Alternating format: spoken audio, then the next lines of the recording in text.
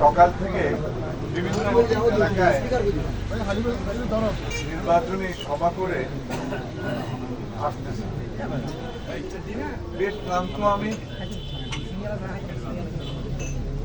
তবে আমি কথা দিয়েছিলাম আলীকে যে আমি আসবো, তাই আজকে হয়েছে আপনাদের সকলের সামনে।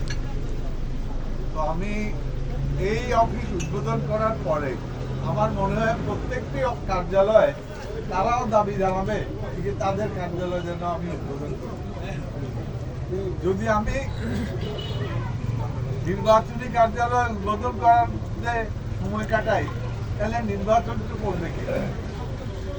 আমি আসি এমনি পয়লার নির্বাচনী কার্যালয় থেকে আমি উপস্থিত হই, ভাই তোমরা যারা এমনি অন্যান্য যারা তো তোমার দয় লাগে, তোমরা আশা না করছো আমি তোমরা কমিটমেন্ট উদ্বোধন করতে চাই।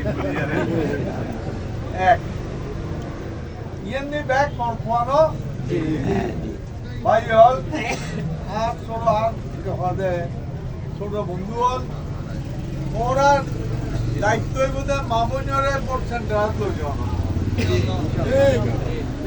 আর ধারণা দেখি আজিয়ে দীর্ঘ বহু বছর বাদে একখান ভোট আগর ভোটের মধ্যে গত 15-20 বছর ভোটের মধ্যে এমপি দেয় বিনা প্রতিদ্বন্দ্বিতায়, আরেকবার তো রাতিয়া খান ছাড়ে দিই, রাতিয়া খান ছাড়ে দিই। এইবার বহু বছর বাদে রাউজানের মধ্যে না বাংলাদেশের মধ্যে ভোটর একখান সব পরিবেশ পরিস্থিতি যায় আর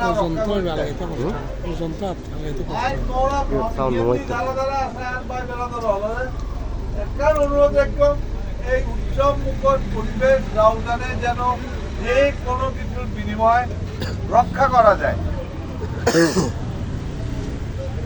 আমি জানি আমি ওয়াকেবল আছি, কোনো একটা দলের মধ্যে ফ্যাসিবাদীদের অনুসারীরা মাঠে নেমেছে, যারা মাঠে নেমেছে ফ্যাসিবাদী দলের অনুসারীরা তাদেরকে চিহ্নিত করে প্রশাসনের কাছে সুপর্দ করে দেওয়ার জন্য আমি তোমাদের আইন নিজের হাতে তুলে নিও না, আইনের গতিতে আইন চলবে, কিন্তু নিষিদ্ধ সংগঠনের কোনো কর্মীকে নির্বাচনী প্রচারণায় যদি তোমরা দেখো, অবশ্যই প্রশাসনের দৃষ্টি আকর্ষণ করবা, আর যদি সম্ভব হয় প্রশাসনের হাতে তুলে দিও, আইন তোমাদের হাতে তুলে নিও না। আর বিশেষ কিছু বলার নাই, এমনি তোমাদের সঙ্গে আসতে যেতে এখানে দেখা হবে, বড় রইল এবং অনেক অনেক শুভেচ্ছা রইল। আজকের প্রথম দিন আমি এই কার্যালয়ে এসে তোমাদের সকলকে আমার যোগ্যতা জ্ঞাপন করে আমি আমার বক্তব্য